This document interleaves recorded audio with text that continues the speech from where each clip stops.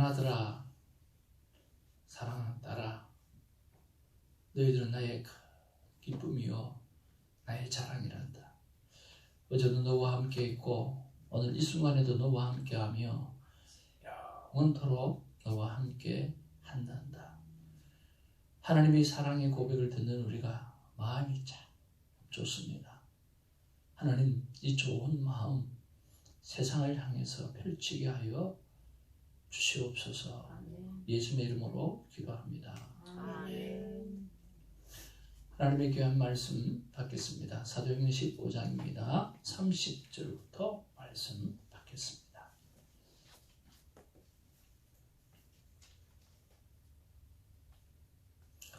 제게는 작은 소망이 하나 있습니다. 큰 소망이죠. 무엇이냐고 하면 주일 예배보다 새벽 예배가 더 많이 나오는 교회입니다. 하나님께서 그 길을 계속해서 걸어가게 하시고 또 그 일을 이루어가게 하실 줄로 믿습니다. 네. 그들이 작별하고 안디옥에 내려가 무리를 모은 후에 편지를 전하니 읽고 그 위로한 말을 기뻐하라. 유다와 실라도 선지자라 여러 말로 형제를 권면하여 굳게 하고 얼마 있다가 평안히 가라는 전송을 형제들에게 받고 자기를 보내던 사람들에게로 돌아가게. 35절 바울과 바나바는 안디옥에서 유하며 수다한 다른 사람들과 함께 주의 말씀을 가르치며 전파하니라. 며칠 후에 바울이 바나바를 말하되 우리가 주의 말씀을 전하는 각성으로 다시 가서 형제들이 어떠한가 방문하자고. 바나바는 마가라 하는 요한도 데리고 가고자 하나. 바울은 함께하여서 자기를 떠나 함께 일하러 가지 아니한 자를 데리고 가는 것이 옳지 않다 하여 서로 심히 다투어 피차 갈라서니 바나바는 마가를 데리고 배 타고 구브로로 가고 바울은 신라를 택한 후에 형제들에게 주의 은혜에 부탁함을 받고 떠나 수리아와 길리기아로 다니며 교회를 견고하게 하니라. 1절 말씀입니다. 바울이 이거메와 루스라로 이름에 거기 디모데라 하는 제자가 있으니 그 어머니는 믿는 유대 여자요 아버지는 헬라인이라. 디모데는 루스라와 이고니온에 있는 형제들에게 칭찬받는 자니 바울이 그를 데리고 떠나고자 할세 그 지역에 있는 유대인으로 말미암아 그를 데려다가 할례를 하니 이는 그 사람들이 그의 아버지는 헬라인인 줄 다 알미더라. 여러 성으로 다녀갈 때에 예루살렘에 있는 사도와 장로들이 작성한 규례를 그들에게 주어 지키게 하니 이에 여러 교회가 믿음이 더 굳건해지고 수가 날마다 늘어가니라. 성령이 아시아에서 말씀을 전하지 못하게 하시거늘 그들이 부르기아와 갈라디아 땅으로 다녀가 무시아 앞에 이르러 비두니아로 가고자 애쓰되 예수의 영이 허락하지 아니하시는지라. 무시아를 지나 드로아로 내려갔는데 밤에 환상이 바울에게 보이니 마게도냐 사람 하나가 서서 그에게 청하여 이르되 마게도냐로 건너와서 우리를 도우라 하거늘. 같이 보겠습니다. 바울이 그 환상을 보았을 때 우리가 곧 마게도냐로 떠나기를 힘쓰니 이는 하나님이 저 사람들에게 복음을 전하라고 우리를 부르신 줄로 인정하리라. 아멘. 우리 앞뒤 좌우로 인사 나누겠습니다. 사랑합니다. 축복합니다.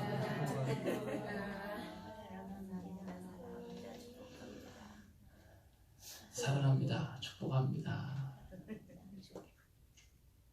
오늘도 큐티책 한 편에 어제의 감사를 기록하고 그 감사가 더 큰 감사를 낳는 황금 거의 알이 되기를 바랍니다. 어제 정정옥 권사님의 천국 환송 예배를 인도하고 왔습니다.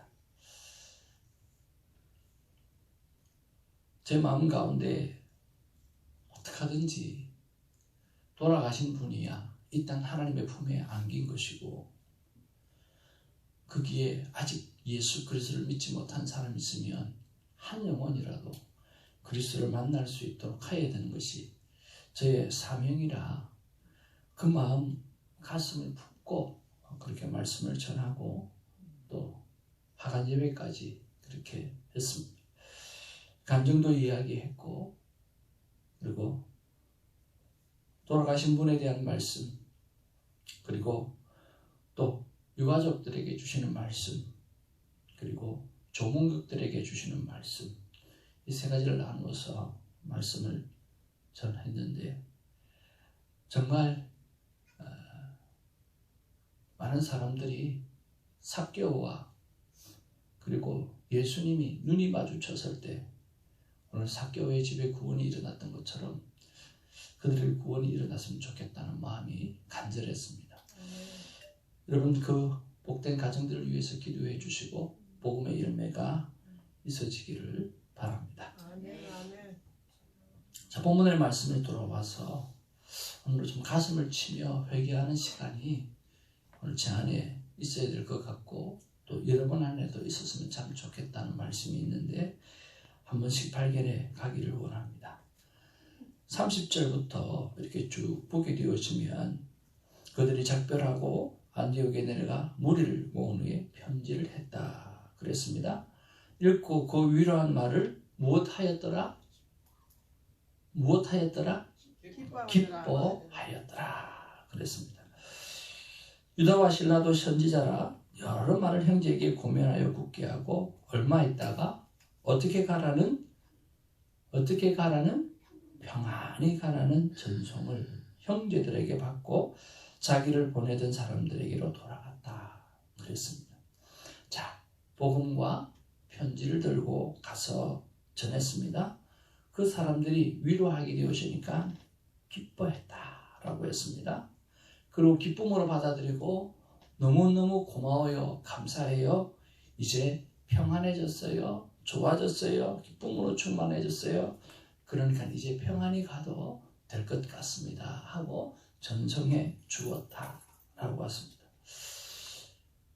정말 기쁨의 복음을 전했고, 그리고 그 기쁨으로 받았고, 그리고 감사하는 마음으로 평안히 돌려보내는 아름다운 모습들을 이렇게 볼 수가 있습니다.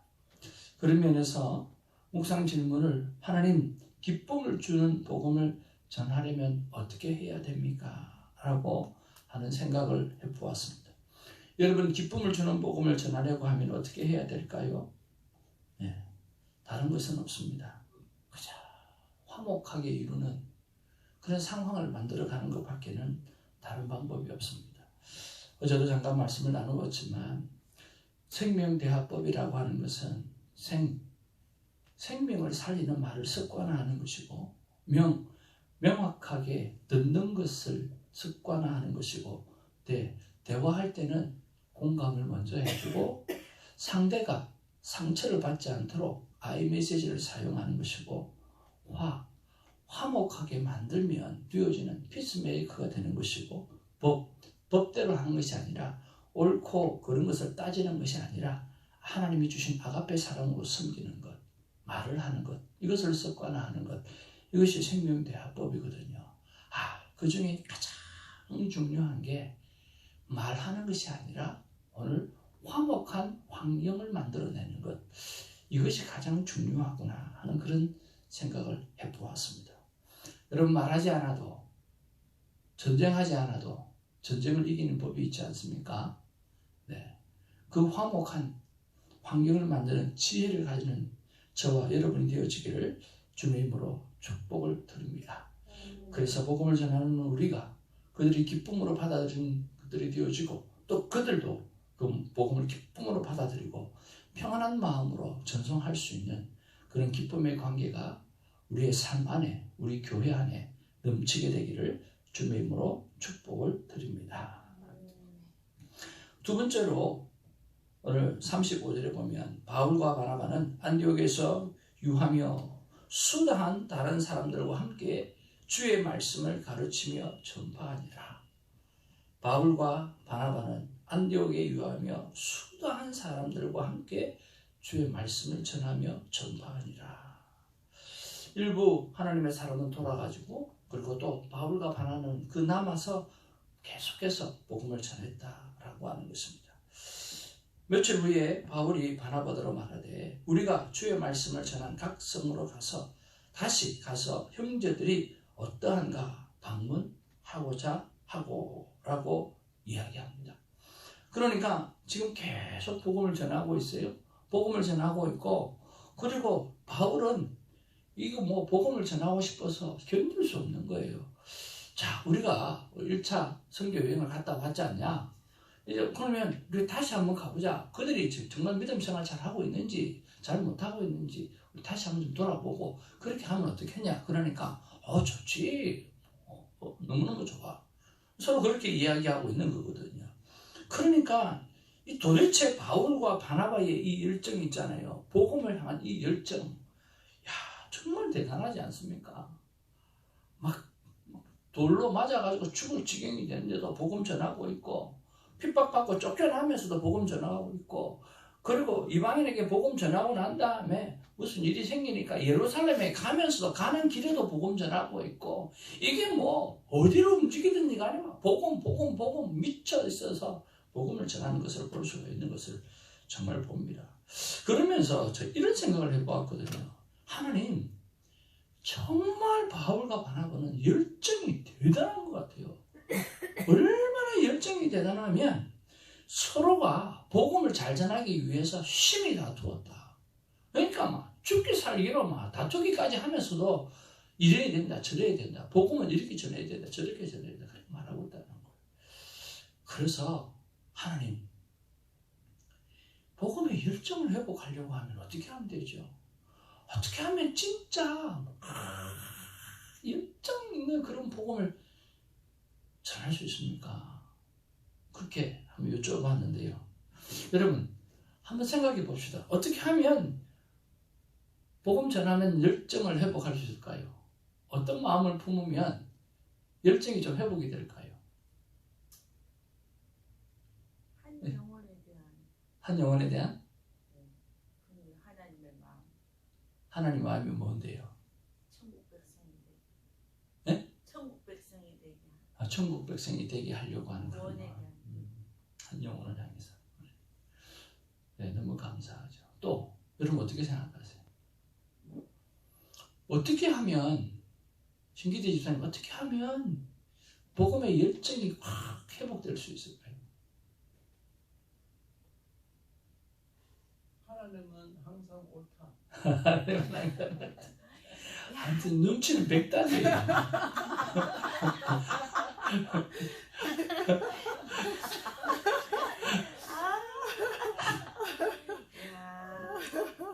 저기서 절대 그냥 지나가지 않습니다. 선 목사야 뭘 물어봐라. 내가 뭔들 내가 대답 못하겠나. 근데 뭐가 생각이 탁 떠올랐냐고 하면 우리 어제 이철성 권사님이 아들한테 했던 말이 아들이 대답했던 말이 기억이 딱 나더라고요. 와 그거구나. 그거구나. 이렇게 하면 되겠구나 하는 생각이 딱. 그게 뭐냐고 하면 아들아 네가 언제쯤 교회 갈래? 열심히 어떻게 하면 좀 신앙생활 좀. 내가 소원이 그거다. 아들이 하는 말이 그게 엄마 소원이면 내가 들어줘야지 그랬거든요.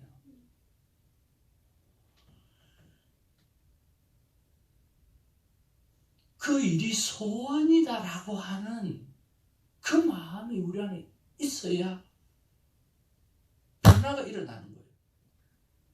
그러니까 우리 아버지 생각이 나는 거예요. 제가 아버지한테 편지를 막 보내드렸거든요.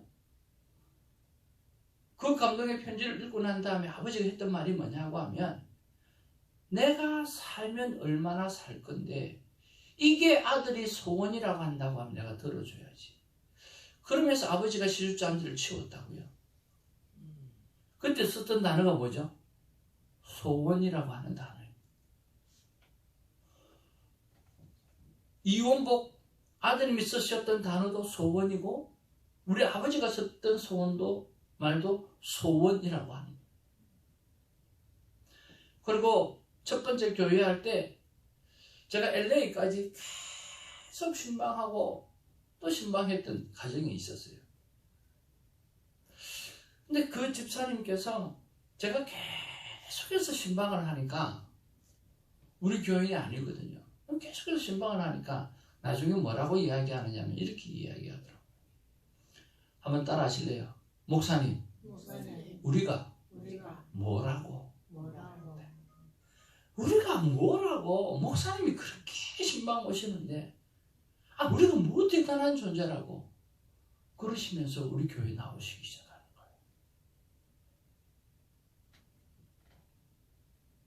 저번에 제 교회를 개척하고 교인이 아무도 없잖아요. 그러니까 계속 신방 날을 정해가지고 신방을 했어요. 근데 그분이 나중에는 목사가 되었어요. 집사가 되고 전도사가 되고 목사가 되고 지금 단임 목회를 하고 있어요.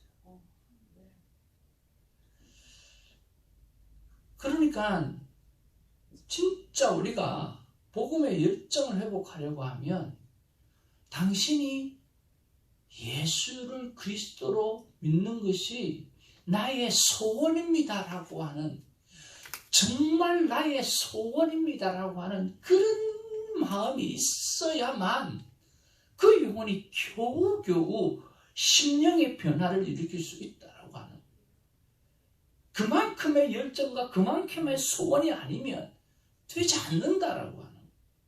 그러고 보니까 오늘 예수님께서, 하나님께서 아들 예수 그리스도를 보내주셔서 십자가에 죽기까지 말씀하시는 게, 그렇게 내 아들을 죽기까지 해서라도 너희들이 내 품으로 돌아오는 것이 나의 소원이다라고 하나님이 말씀하셨다라고 하는 거예요. 여러분, 대충 그들에게 던지는 복음이 되지 않기를 주님의 이름으로 축복을 드립니다. 정말 아들아, 내 소원이야. 아버지, 제 소원입니다. 그리고 우리 주위에 있는 사람, 친구들을 향해서 친구야, 내 소원이야.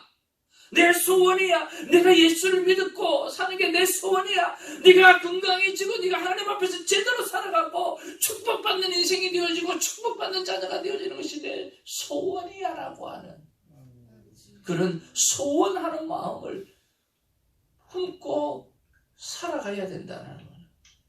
그 열정이 없이는 안 된다라고 하는 그런 말씀을 주셔서 오늘 회개를 좀 많이 해야 될 것 같아요. 그런 열정과 그런 마음이 없었던 것에 대해서 회개를 좀 많이 해야 될 것 같습니다. 여러분, 오늘 기도하실 때에 어떤 영혼은 내 아들이라서 그런 게 아니라, 내 딸이라서 그런 게 아니라, 정말 내 주위에 있는 많은 사람들이라도 그런 소원하는 마음으로 살아가는 우리가 되기를 주님의 이름으로 축복을 드립니다. 세 번째로 묵상하는 것은 무엇이냐고 하면, 도대체 바나바와 바울이 왜 다투었나? 왜 다툴까요? 그러니까 가만히 생각해 보니까 성향이 달라요. 일하는 방법, 성향이 달라요. 바울은 일 중심의 사람일까요? 사람 중심의 사람일까요? 네, 바울은 일 중심의 사람이에요. 그래서 목적이 딱 서면 오늘 앞뒤에 안 바라보고 사람도 안 바라보고 그대로 쫙 밀고 가는 거예요. 바나바는요? 사람 중심의 사람인 거예요. 일 중심의 사람이 있고요, 사람 중심의 사람이 있는 거예요. 그러니까 일 중심의 사람이 말해요. 일이 돼야 되지 않냐? 또 사람 중심의 사람이 말해요. 뭐라고 말하냐면, 야, 사람 잃어가면서 일하면 뭐하냐? 결국 내 일도 아니고 주님의 일인데. 그러니까 아니, 주의 일을 이루어야 되려고 하면 제대로 일을 해야지. 그래, 제대로 일하려고 하면 제대로 사람을 품지도 못하고 어떻게 일을 하냐?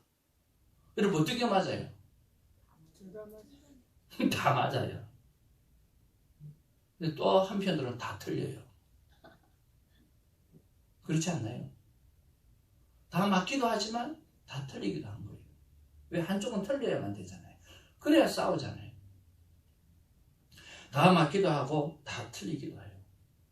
근데 중요한 게 뭐냐고 하면 41절 말씀 보겠습니다. 같이 읽겠습니다. 시작. 수려와 길리기아로 다니며 교회들을 견디고 하게 하니라.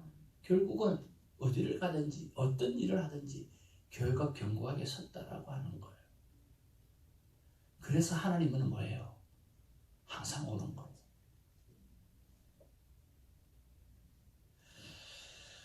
하나님, 그럼 나는 일 중심의 사람입니까? 사람 중심의 사람입니까?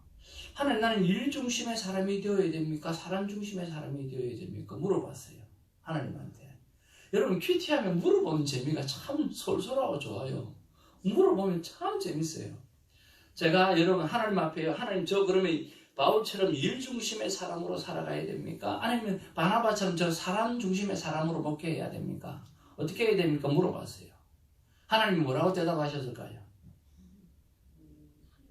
네? 하나님 중심의 사람. 또 아니 저 일 중심의 사람이 살아야 될 거예요? 아니면 사람 중심의 사람으로 해야 될 거예요? 그랬어요. 이랬다 저랬다. 여러분 나의 기질이 뭐 같아요? 일 중심 같아요? 예. 사람 중심 같아요? 때로는 둘 다 이랬다 저랬다. 이랬다 사람 중심. 이랬다 저랬다. 이랬다 저랬다. 아이고 참말로 이랬다 저랬다는 아니야. 이 생명대화법을 많이 저하고 같이 오래 보낸 사람은 사람 중심으로 느껴요. 그런데 그렇게 안 한 사람들은 일 중심으로 느껴요. 우리 아내는 정확해요. 이랬다 저랬다. 집사님도 그렇게 말씀하셨어요. 네. 강단에 서서 뭘 하는 거 보면 일 중심의 사람 같아요. 그런데 내려가면 또 그런 거 아닌 것 같아요. 저는 그 두 개가 같이 공존하고 있어요. 누구나 다 그럴 거예요. 하나님 앞에 여쭤봤더니 이렇게 말씀하시는 거예요. 일 중심의 사람도 아니고 사람 중심의 사람도 아니고 한번 따라할까요? 복음에 반응하는 사람이 되라. 네. 여러분, 바울이든 바나바든 그들은 복음에 반응하는 사람이었어요. 그래서 우리는 중요한 게요. 복음에 반응해서 내 기질이 일 중심의 사람이면 일하면 되고요. 복음에 반응해서 내가 사람 중심의 사람이면 사람 중심의 삶을 살면 되는 거예요. 중요한 것은 내가 일 중심의 사람이어도 내가 사람 중심의 사람이어도 오늘 복음에 반응하지 아니하면 아무것도 할 수 없다라고 하는 것이 팩트라고 하는 거예요. 여러분, 복음에 반응하는 우리가 되기를 주님의 이름으로 축복을 드립니다. 하나님은 옳은 거예요. 그러니까 나중에 사도 바울이 이야기합니다. 빌립보서에서 말하기를 내 사랑하는 동역자 마가를 불러다오 라고 이야기합니다. 아니 마가를 안 데리고 간다 그랬잖아요. 데려가기 싫다 그랬잖아요. 근데 마가를 불러요. 마가를 동역자라고 이야기해요. 결국에는 그 마가를 다시 찾는 자가 바울이었습니다. 화해가 있었어요. 복음에 반응하게 되어지면 결론은 모든 것을 협력하여 선을 이루신 하나님께서 항상 오르신 하나님께서 그 관계를 아름답게 만들어 주신다라고 하는 거예요. 그러나 복음에 반응하지 않으면 다툼도 없고 복음에 반응하지 않으면 열매도 없는 거예요. 여러분, 왜 교회가 다투냐? 간단해요. 복음에 반응하는 사람이기 때문에 다툴 수 있는 거예요. 왜 형제끼리 싸우냐? 왜 싸워요? 형제니까 싸우죠. 복음에 반응하는 자가 되기를 주님의 이름으로 축복을 드립니다. 결국 복음은 하나 되게 하고 항상 오르신 하나님은 우리를 하나로 묶어 주시는 것입니다. 그래서 하나님은 항상 옳고 복음에 반응하는 사람이 되어야 되니까 우리가 하지 말아야 될 일이 하나가 있어요. 그게 뭐냐고 하면